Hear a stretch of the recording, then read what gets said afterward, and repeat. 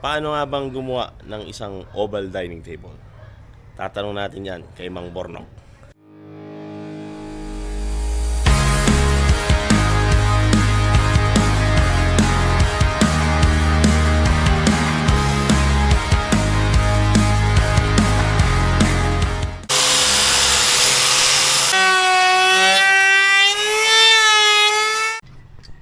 Ah.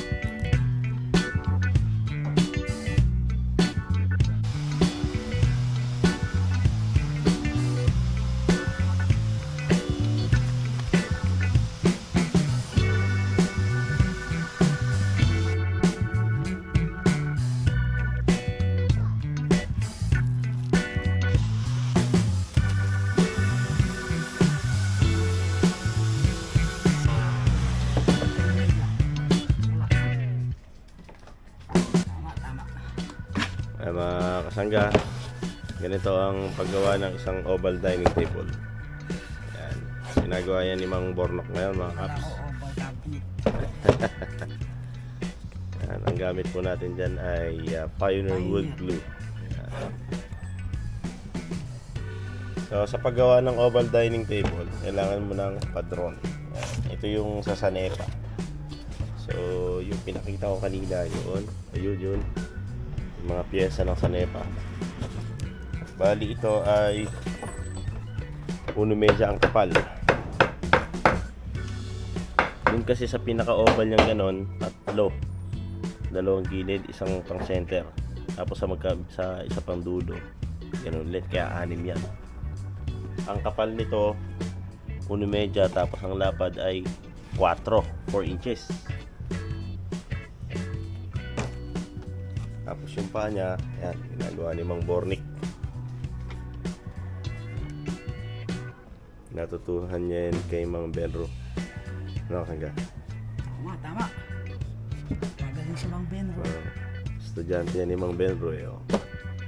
Magaling si Mang Benro. Yan na yung design, nakikita nyo na. Ginulit niya ni Mang Bornok sa plywood. Yan, nakuha yung mga design na yan.